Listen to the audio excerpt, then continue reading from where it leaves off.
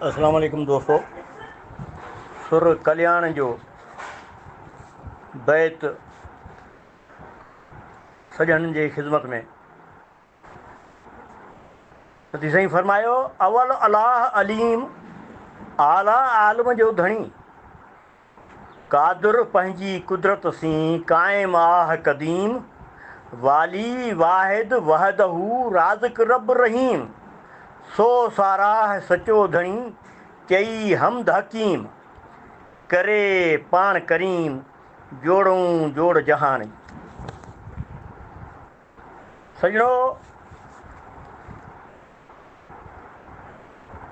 ही सुर कल्याण जो बैत आहे ऐं कल्याण हिकु राग जो नालो बि आहे। ऐं पण हज़रत शाह अब्दती भिटाई रहमतुल्लाह अलैह जे रिसाले जो पहिरियों सुर बि। ऐं वरी मानवीय एतबार सां कल्याण लफ़्ज़ जी माना आहे सुख, शांती, अमन, भाईचारो वग़ैरह वग़ैरह। मूं पंहिंजे लाइ ही बैत इन करे चूंडियो जो ही बैत क़ुर करीम जे सूरत फ़ातिहा सां तमामु घणी ममासिलत थो रखे। ऐं सूरह फ़ातिहा उहा आयत आहे, सूरह आहे जंहिंखां सवाइ निमाज़ कोन थी थिए। निमाज़ पढ़ण लाइ बि उहा जेका त हर आयत में लाज़िम पढ़णी आहे।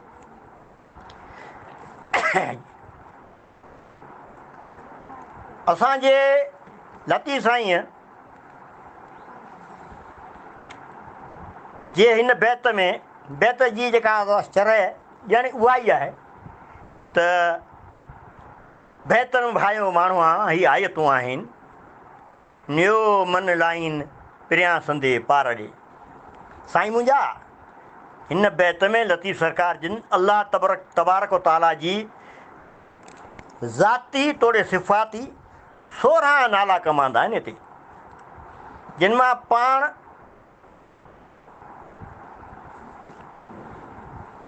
जिन सां पाण लतीफ़ साईं जिन ॿिन्ही जहाननि जे मालिक जी मदासराई बि कई आहे। ऐं इहो ऐलान बि था कनि त अलाह हिकु आहे, न आहे को ॿियो अलाह जे सवाइ अलाह जे, यानी सभ खां अॻु में वहदानियत जो इक़रार। ऐं बाक़ी सिफ़ाती नालनि ते वज़ाहत हिन पैगाम जे तवालत जो सबबु थींदी, तंहिं करे उन्हनि जे नालनि जी असांखे सभिनी खे मालूमात बि आहे।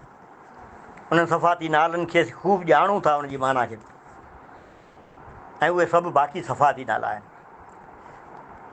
उन हिकु ज़ाती नाले अलाह जा इहे सभई जेके सफ़ाती नाला आहिनि।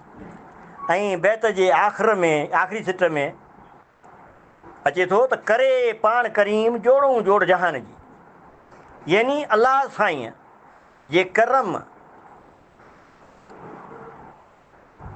कंदड़ ज़ात क़ुर करीम ऐं अनेक यानी उन में चए थो क़ुर करीम ते में बि उनजी जेको अनेक हंधनि ते ज़िक्र आयो आहे त असां हर शइ खे जोड़नि जी सूरत में पैदा कयो आहे त जीअं तव्हां उन मां हिदायत हासिलु करियो। जीअं क़ुर करीम जी हिकु सूरह अल ज़ुरियात जी आयत नंबर 49 जा अल्फाज़ आहिनि, वामिन कुल्ले शैइन ख़लक़ना ज़ौजैन लअल्लकुम तज़्करून।